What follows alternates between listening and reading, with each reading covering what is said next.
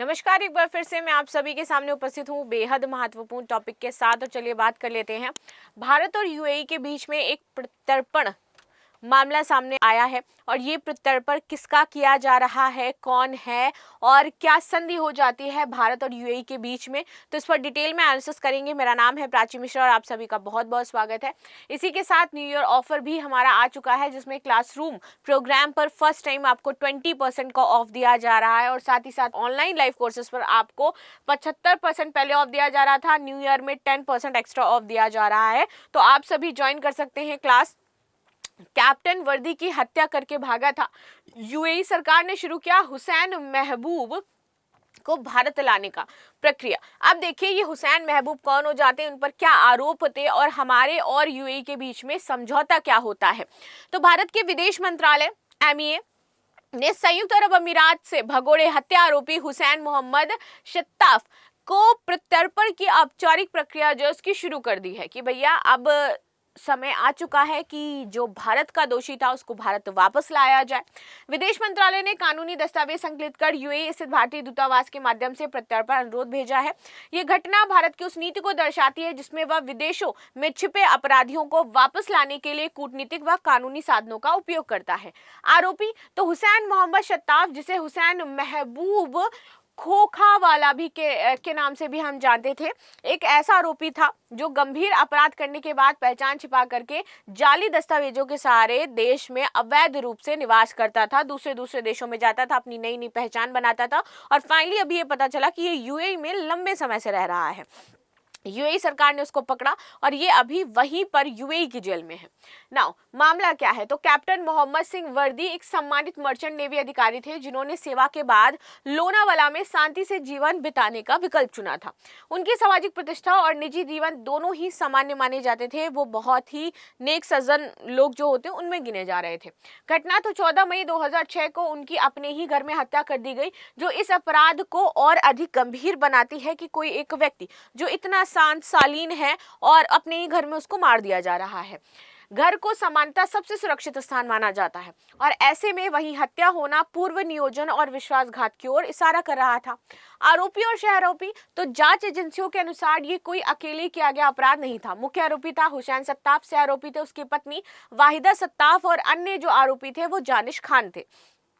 इसी स्पष्ट होता है कि जो अपराध था वो साजिश के तौर पर किया गया था। हत्या के पीछे का जो कथित मकसद था वो क्या था, तो चार्जशीट में कुछ चीजें बताई गई हैं कि हत्या क्यों करी गई। वाहिदा शत्ताफ और कैप्टन वर्दी के बीच में कथित रूप से निजी संबंध थे। इसमें पति पत्नी के संबंधों में तनाव उत्पन्न हुआ और यही तनाव धीरे धीरे हत्या के इरादे में बदल गया। ये मामला दिखाता है कि कैसे व्यक्तिगत भावनाएं जब अपराध से जुड़ती हैं तो परिणाम अत्यंत भयावह देखने को मिलते हैं। अपराध के बाद होता क्या है, तो हुसैन सत्ताफ ने भारत छोड़ दिया और उसने कानून का सामना करने के बजाय भागने को प्राथमिकता दी। जाली दस्तावेज और अवैध प्रवास, तो यूएई में रहने के लिए उसने फर्जी विवाह प्रमाण पत्र बनवा लिया, वहां पर किसी के साथ जाली पहचान का उपयोग किया और अवैध तरीके से निवास अनुमति प्राप्त कर ली। यह दर्शाता है कि आरोपी ने न केवल अपराध किया बल्कि अपराधियों की श्रृंखला में उसको और भी आगे ले जाकर के अंजाम भी दिया और प्रूफ कर दिया कि हाँ भैया मैं अपराधी हूँ। नाउ अन्य आपराधिक मामले, तो हुसैन सत्ताफ पर कई मामले दर्ज है, जैसे कि हत्या, जालसाजी, आपराधिक विश्वासघात, झूठे विवरण पर पासपोर्ट प्राप्त करना। ये उसकी आपराधिक प्रवृत्ति को दर्शाता है, ना कि किसी एक बार की हुई प्रवृत्ति को। न्यायिक घटनाक्रम, तो बॉम्बे हाईकोर्ट ने प्रारंभिक चरण में आरोपी को बरी किया, जिसमें पीड़ित परिवार को बड़ा झटका लगा और न्याय प्रक्रिया पर प्रश्न उठे। सुप्रीम कोर्ट ने 2023 में अगेन जो फैसला था उसको पलट दिया और मामले में दोबारा गंभीरता से समीक्षा करी। इंटरपोल ने यहाँ पर भूमिका जो है वो बहुत ही बेहतरीन निभाई, क्योंकि इन्होंने ही यहाँ पर रेड कॉर्नर जो नोटिस था उसको जारी किया, आरोपी की अंतर्राष्ट्रीय पहचान सुनिश्चित करी और स्थानीय पुलिस से उसकी गिरफ्तारी करवाई यहाँ पर।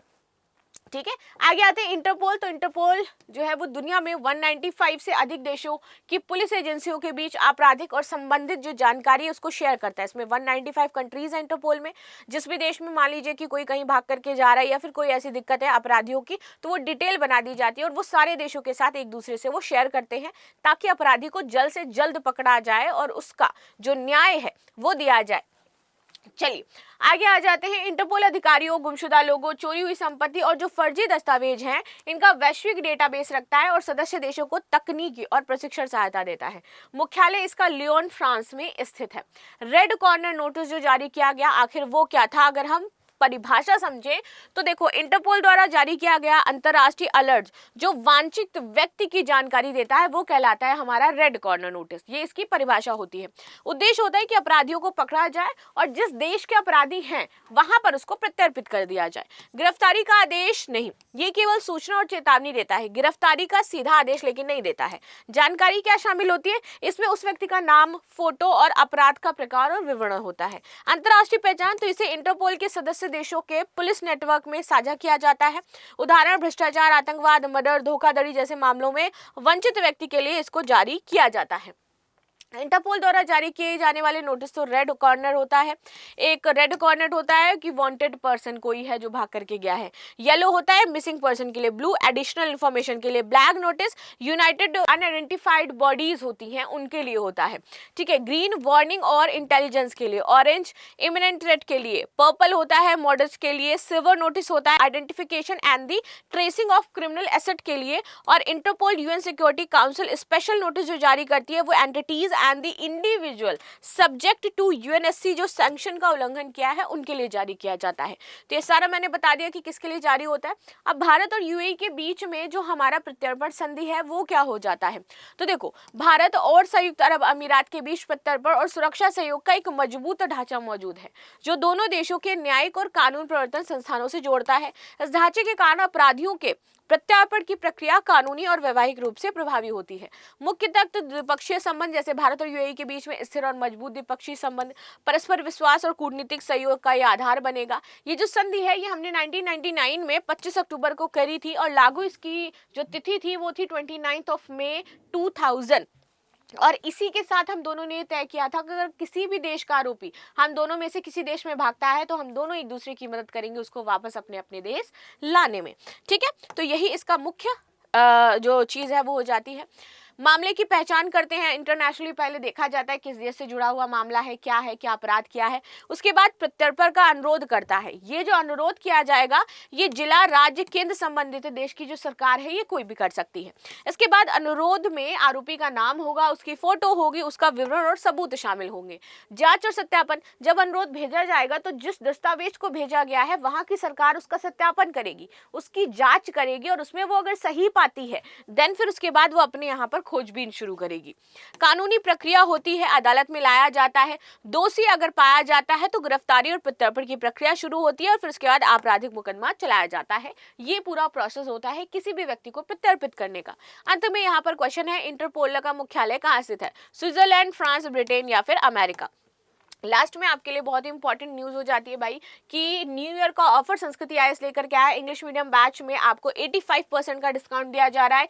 यूपीएससी अब मात्र आप 25,000 में, यूपीपीसीएस 25,000 में और बीपीएससी 8,999 में भी ज्वाइन कर सकते हैं। फर्दर इन्फॉर्मेशन के लिए हमारा नंबर है 9555124124, इस पर कॉन्टैक्ट कर सकते हैं। So this is the news what we discuss. मिलते हैं नेक्स्ट क्लास में, तब तक के लिए धन्यवाद। लाइक शेयर सब्सक्राइब करना बिल्कुल भी ना भूलें and thank you so much.